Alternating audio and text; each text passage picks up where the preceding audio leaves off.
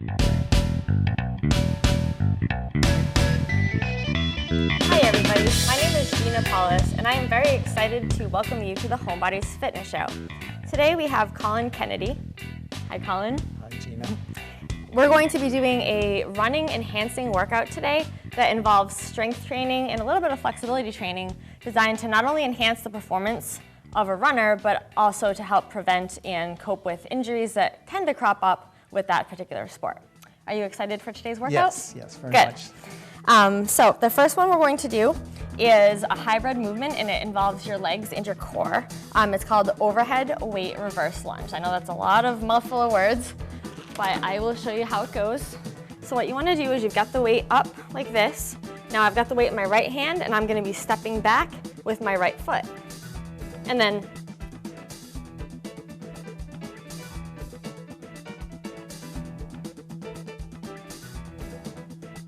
all right, so go ahead and give that a shot, Colin.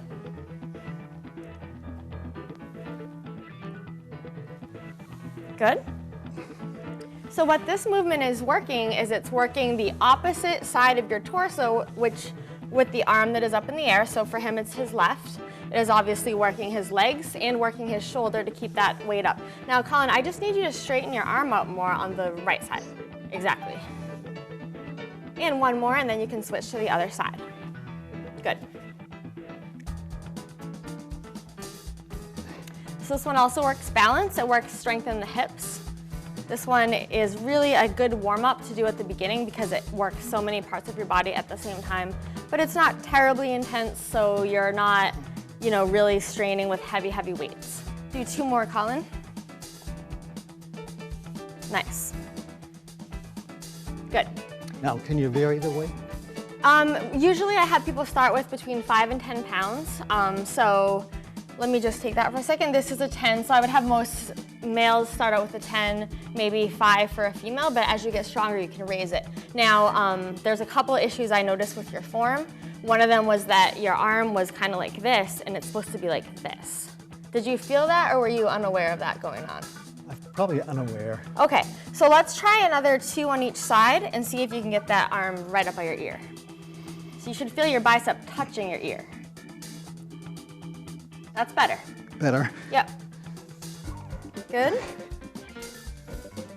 Okay, another side.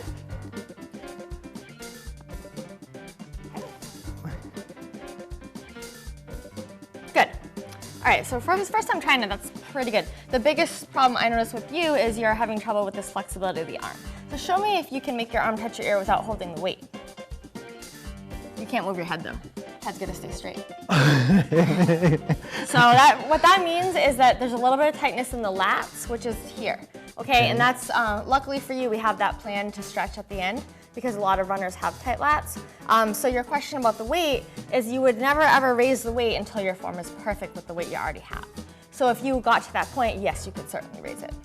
Very good. Very good question though.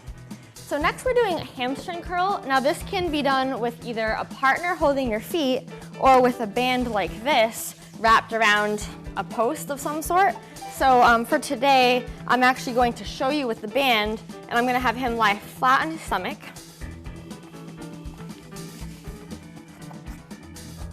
All right, so with the partner holding the feet version, you would literally just grasp their heels. Colin, go ahead and bend your legs. And I'm pulling on them, making it hard for him to do it. You want to bend your heels until they get all the way to your hips. Good. Okay, so that's one option, and the other option would be to wrap the band around the feet and have them try it that way. Go ahead, Colin. So you could tie this band around a staircase, a couch leg, anything like that, and you could do it without needing the partner. So this works the back of the legs, which is very important for runners. It also helps prevent knee injuries, which is another common problem for runners. Colin, you can do 2 more of these. Good work. Have you ever done anything like that before? Yes, and sometimes like one at a time. So one leg versus, and then do the other leg. Okay. So. All right, I'm gonna have you stand up now. Okay, so let's go with some abdominal work. Now, abdominal work is very important for runners, especially runners involving the obliques because of the right and left side of the stomach. So rather than just do plain crunches, which don't really help a runner too much, we're going to do things with a little bit more of a twist. So first step is to try to hold your feet up like this in the air. From there, you're going to move the weight from side to side. Now, if you're unable to hold your feet up, you can leave them on the floor and just do it that way. Not as effective, but sometimes that's what you need to do if you're getting started with it. Is this what they call the Russian twist? It is the Russian twist. You win the trivia contest.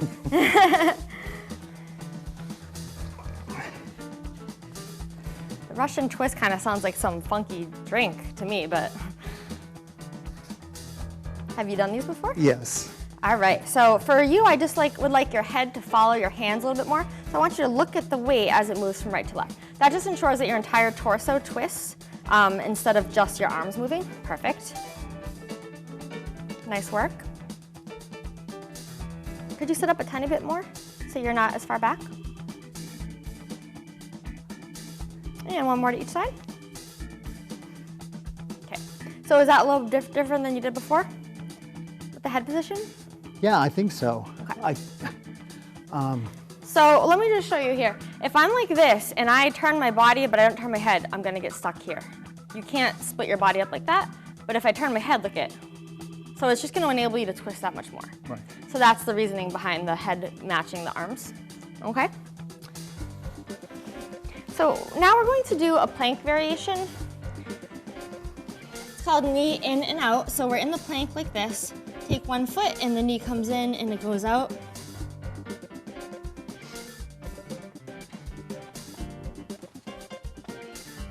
You can go ahead and give that one a shot. Okay.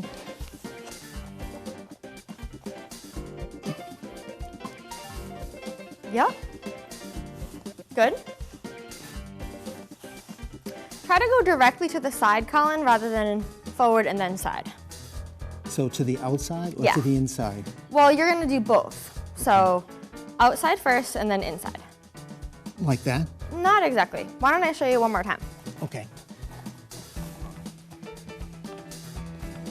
You wanna think of it like your knee going to the right elbow and then outside of the left. Okay, so what you're kind of doing is going like this. You're doing some sort of zigzag pattern, which I think is actually way harder, but we'll save that for another show. So the idea behind it is you're going to take your knee and go like this, and then like that. Okay. So like in and then out. I'll try. Yep. Okay, I'm gonna have you stop for a second. Can you get in the plank? And I want you to take your left knee and try to hit my hand with it. And then go right back. Perfect. Now try to hit this hand with it. Good. Do you get it now? Yes. Okay. Do a couple more of those, then take a break. Sometimes it just takes a little visual cues to get you going. Nice work. Take a break, and then we'll try the other side. So what that one's designing you to do is work your internal and your external hip motions. When you run, you're usually just going straight forward, which is obviously good for running, but it can make your hips stiff in that set pattern, and then they can't really move side to side, and then it's not so good for your joints. So could you try your other side for us? Okay. I think the other thing too is when you're in a gym in an exercise room, lots of mirrors are there so you can Good point. Yeah, you can see some of that Yeah, stuff. and the mirrors really do help and make it a lot easier to get the form right.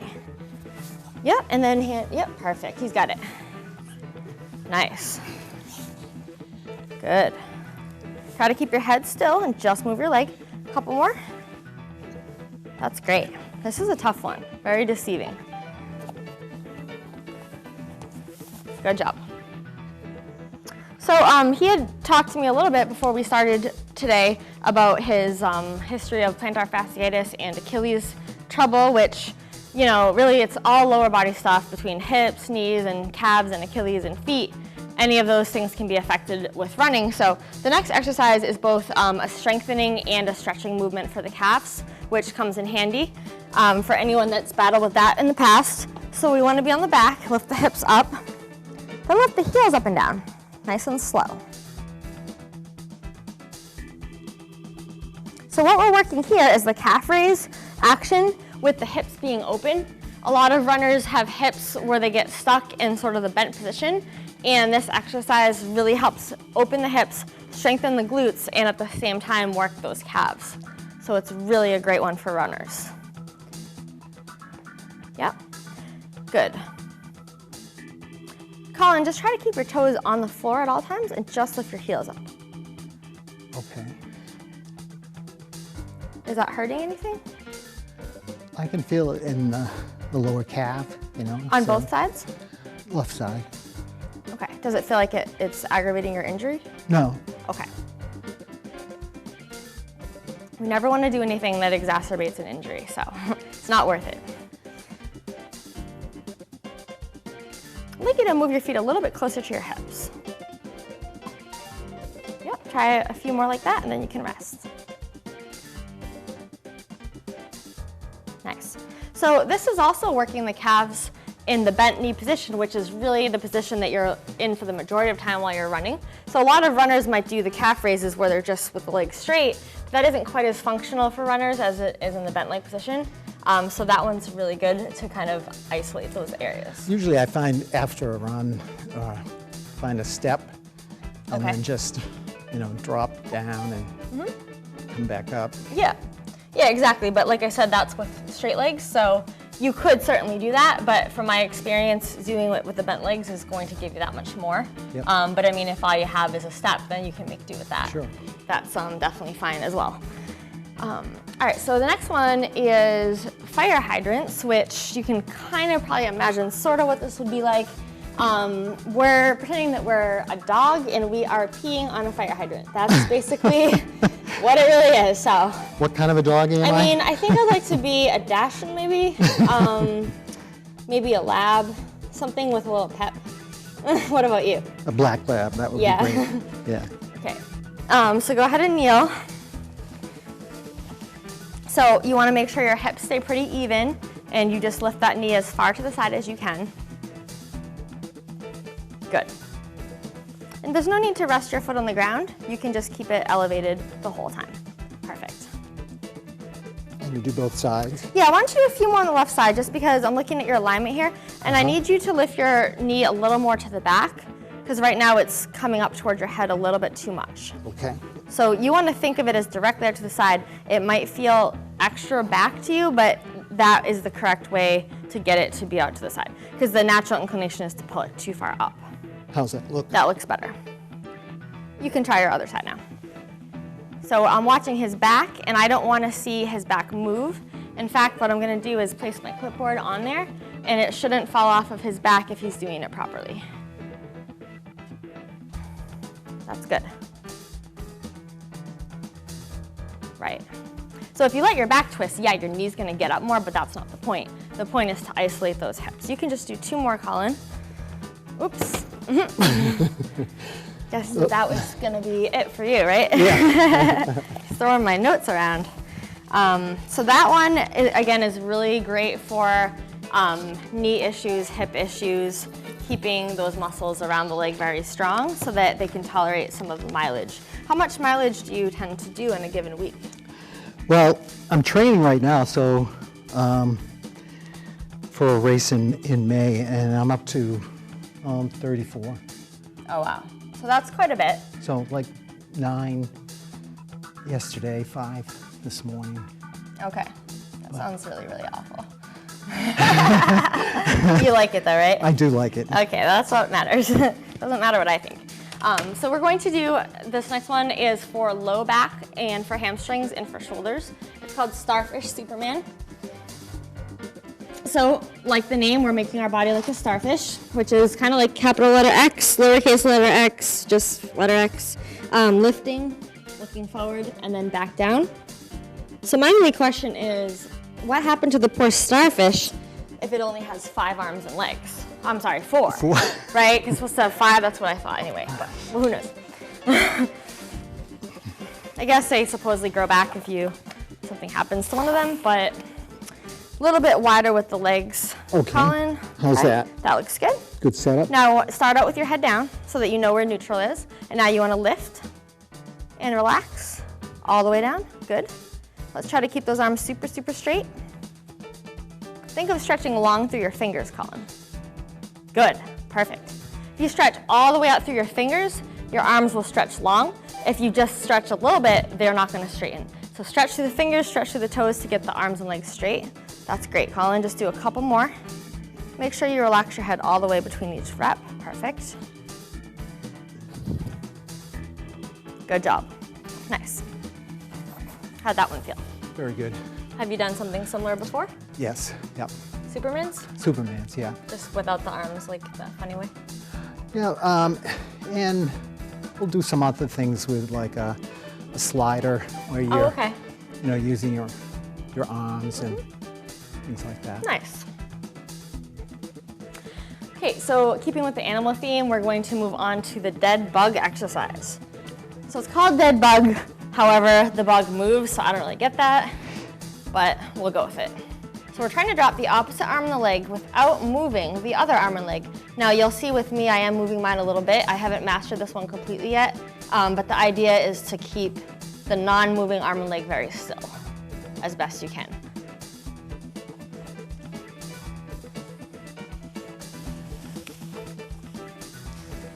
So starting out with the legs bent 90 degrees, the arms reaching straight up. So I'm gonna have you drop your feet a little. Okay. And then move the knees this way. Forward, right there. Okay, arms up. Now pick one arm to drop and drop its opposite leg. Good, and just try to not move this one. And now you do your other side.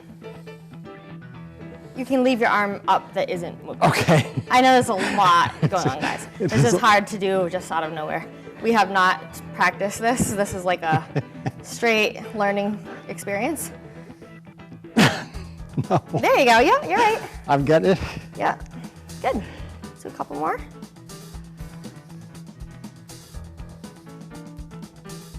Good work, nice. So that one, once you get up to maybe 15, 20 reps, it does start getting pretty tiring for your belly. The best thing about that one is to try to keep your back flat on the ground. It's gonna tend to wanna arch up and pop up. So if it does that, you just don't lower your arms and legs as far. Keeping the range smaller in order to keep your back flat is the best way to do that exercise. That one also is really good for helping even out imbalances in the hips and legs. Most people, because we're dominant, like either right-handed or left-handed, one of our legs is also dominant. So when you run, it might be very, very subtle, but it might be a 5 or 10% favoring of one limb versus the other, particularly if you've been through an injury in the past and your body is compensating a little bit. So something like this helps to even out where you're using your body more evenly and you're avoiding that compensation. And then that can carry forward into your run. So after doing all that strengthening, we're going to get into a little bit of flexibility work. So what we're going to do here is hone in on one that I remember Colin had a little trouble with, which is the flexibility of his lats and his back. So we're going to kneel down, push through the armpits, drop the head down, and then pull up. Push, hold for 2 seconds, and then come up. And actually, I'm gonna have him flip his hands over so he's doing it with the palms up. I think that's gonna get his lats a little bit better. So just like that. So palms up, arms straight. And we'll do about 10 of those. So how's that form? That looks good. Good starting position. So you want to push your head down towards the floor now, and then come up. Good. Nice. You should feel that stretch across your rib cage, across your armpits, your back, your shoulders, your chest. Now when the hands are flipped up as best you can, it's going to really target those lats. When you have your palms down, it really just stretches out your joint capsule, which isn't tremendously helpful. So he's working real hard to keep his palms up, and I know it's not easy for him, but if he continues to do this regularly, he'll get a lot better at it pretty quick. So all you can do is just be where you are and work on it and know what the form is ideally, because nobody's perfect at it at first. His core position is great though. His abs are nice and tight. You don't want to see a lot of arching and dumping in the low back. Keep that nice and flat. That was wonderful. Okay, Colin, that's enough with those. So it's not a huge deal to really have the ability to really reach up with your arms like this for someone like you. You don't really use your arms when you run like that. However, when the lats are tight, it actually can constrict a little bit and make your lungs not able to expand as much when those muscles are just really tight. And when you start gasping for breath a little bit, which can happen when you're running. Especially uphill. Exactly, it's gonna start constricting that, so we wanna loosen that up so that you don't develop any issues with that. So it's just an area that a lot of runners do need to focus on. I think a lot of them don't think a lot about their arms because the arms aren't a big part of it, but at the same time, you have a whole body that you want to be able to do everything in the full range of motion. So we're going to move on to a hip stretch. This stretch is called hip to wall just because it's easy to get the form right if you have a wall. So instead of the wall here, what we're going to do is use this table as our reference point. So it works by having your far away leg from the object you're going towards crosses over. So the far leg crosses over the close, then you just push your hip to the side. You want to try to not lean forward or lean back, but keep yourself directly upright. And you just hold that for about 20 seconds. So Colin, you can go ahead and try that one. So we'll take the far away leg, which is the left, and cross it over. And then you want to kind of pop yourself up on your toe so your heel is up. Now you want to stick your right hip over, and part of why the wall comes in handy is sometimes you might lose your balance doing this. He's got pretty good balance, so I'm not too worried about it, but it is definitely the safest to be able to do it against the wall if you need to. You should feel that stretch across your right leg, hip. Yes, yes. Is stretching an important part of your workout? Well, mostly afterwards, and yoga helps as well. Okay. So, but balance is a big issue for me. Okay. Why don't you turn around and try your other side? So we're going to do, again, the far away leg crosses over. And push the hip, yep. And your balance looks pretty good to me, but I bet it's something that you've been working on. Balance is a skill, and if you don't practice it a lot, you tend to get worse and worse at it as the years go by. So doing something like running helps, yoga helps, balancing exercises all help. One-legged squats. One-legged squats are tremendous, yep. Okay, that's good, nice. Okay, so we're going to move on to a hip flexor stretch now.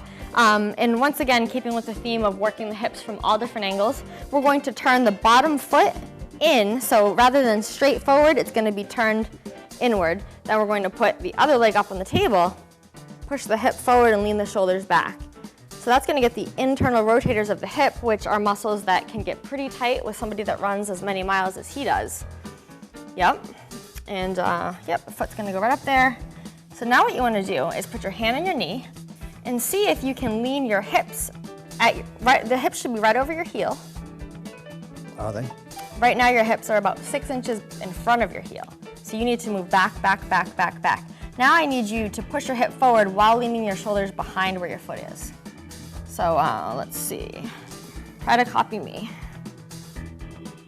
Do you feel that in your hip? Yes. Okay. Well, there's that balance thing. Yeah, no, this is a very challenging one for balance. This is a new one for me. Exactly. So. Anything that's new is going to be tough. Now, to help with the balance, you want to pick a spot about 3 or 4 feet in front of you and keep staring at that spot. If you let your gaze wander all over the place, you're most likely going to tip over.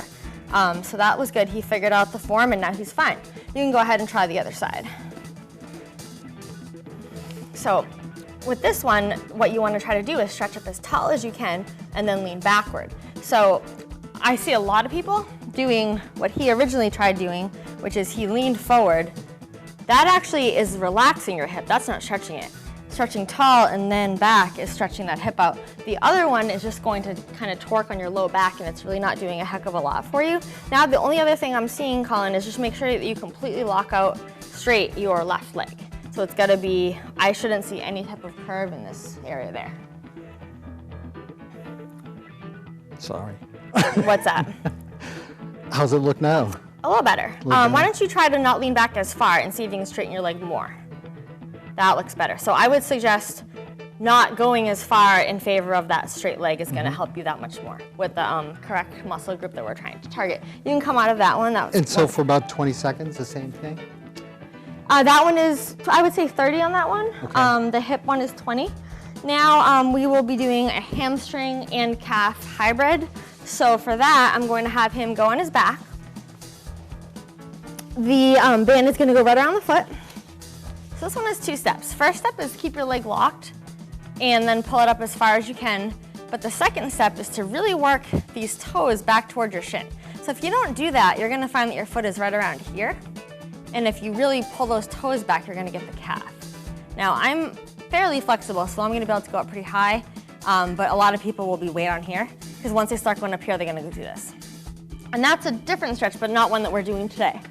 So go ahead and lie on your back. And sometimes I start out with kind of a bent knee and then move it into more of a Right, and so straight. the bent knee stretch is stretching and targeting a different area. Right. So there's value in doing the other one, but for today, I decided to have you do this one just for purposes of our show today. So go ahead and grab that. So let's, go ahead and straighten your leg. Okay, I'm gonna stop you for a second. This knee isn't working for me. You need to lower your foot lower. Lower, lower, lower. Lower, lower. Now can you straighten more? Let's try something. Let's try taking the band off your foot.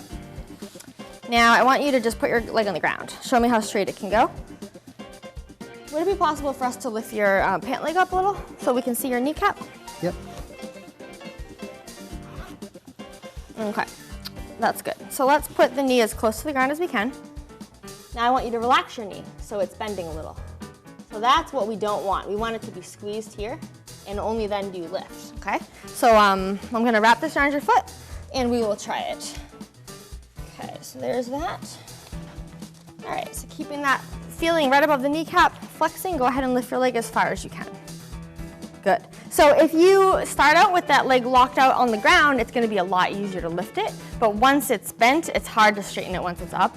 So that technique of getting into the stretch is great. Now just try to keep your head on the ground. That way you're stretching your neck at the same time. Okay. Okay. And you don't want to cause any sharp pains here. You want to just feel a gentle stretch. You can tear your hamstrings if you pull too hard on this one. The bent knee version, you can definitely pull harder without worry. So what this does is it helps open up the area behind the knee that can get a little kind of jammed up with running. Colin, you can switch to the other side now.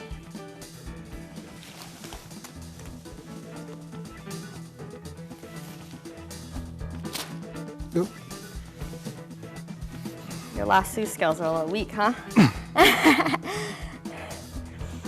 Haven't been to the rodeo in a while. Oh. Now you can bend your other leg too, that probably help a little bit. So why don't you bend your right leg a little bit? More, bend it a lot. Yeah, that's gonna make it easier. All right, this side looks, so are you a lefty? No. Ah, you have a funny body. A No one ever told you, a funny body. Usually righties have more flexible right hamstrings. Do you have any explanation? I injured the hamstring last year on my right side. So. Oh, okay. That is a very good, good observation. When you've had an injury, quite often the area remains a little tighter, sometimes temporarily, sometimes forever, if you're one of the less fortunate. But we forge ahead in spite of it, right? Yes. Just make the best of it. So sometimes, you can come out of that one, Colin. Sometimes when there's one muscle that's tighter, it makes sense to do an extra set or two for the side that needs extra help. So I know that for me, my left calf is way tighter than my right. I had surgery on my ankle this year. I do 3 rounds of stretching on my left and only 1 on my right. Once they start evening out a little bit, I'll decide that I'm going to make them even again with the numbers. So that's always something that you can do if you find that it's gonna help. Right. So I wanted to address the Twitter question that came in. It was, should I eat before or after my run? Now, I'm sure from your standpoint, that's a really big question and it's hard to just give a summary of what to do, but why don't you tell us what you like to do for your food consumption? So most of my plans are, most of my runs are all planned out. So I know what I'm gonna run today, I know when I'm gonna run it. So for example, this morning I knew I was gonna run 5 miles starting at 6:30. So I had a little bit of food to eat at around 5. And then I was able to do some kind of dynamic exercises before I went out and ran at 6:30. So it gives me about 90 minutes before I go out and do a longer run. So you prefer to not have a full stomach when you run? Right. Gotcha. Right. So that's what most people find is if they eat directly before they run, like for example, 5 or 10 minutes before, they would not eat an entire enormous meal. Makes sense. But you might have a glass of orange juice or a banana or a sports goo or something light if you hadn't eaten in a while. So what I like to tell people is if you've eaten 2 to 3 hours before, you probably don't need much. If you haven't eaten for 5 hours, you're gonna need something to get you by. Now what about after the run? So after the run, usually something within a half an hour just to replenish, obviously water. Running dehydrates you, Yes. and so water is important. Right. And then something quick energy, sometimes a banana. Okay. And then Then you'll have your next meal. Then I anyway. have a next meal. Yeah. So that's a great way to do it, where you have like a little mini snack type thing right afterwards, and then go ahead and have your full meal. Some people tell me that they're not hungry at all after they run, and they don't want to eat anything. Have you ever felt that way? Yes. Do you just make yourself eat anyway? Well, it all depends. It's usually something light. It might be 80 to 100 calories. Okay. So it's very. So you kind of think of it as like medicine Yeah. that you need to take, not like, oh, I really want that. Right. You're just like, oh, I should have that so I can recover. Right. Okay. Particularly where I've pre-fueled, Yes. within an hour and a half. And so for example, like this morning, running 5 miles, it's 45 minutes. Okay. And Yeah, exactly. So that's the other thing is, unless you're doing more than say an hour, the food isn't quite as important unless you're some sort of elite, really competitive runner. But if you're just doing like half an hour, usually your meals and snacks that you're already eating can cover you more or less. If you're doing a more serious training endeavor, you have to get a little bit more specific. So you definitely want to include some protein, either before or after your run, and certainly some carbohydrates as well. But you can tinker that and manipulate it based on how your body responds. Everybody's really different with how they respond to the fuel. So you want to just experiment. And what I've heard is the golden rule is to never ever experiment when you are going to a competition or race. You stick with what you know works, right? That's right. All right, thank you so much, everybody. We'll see you next time.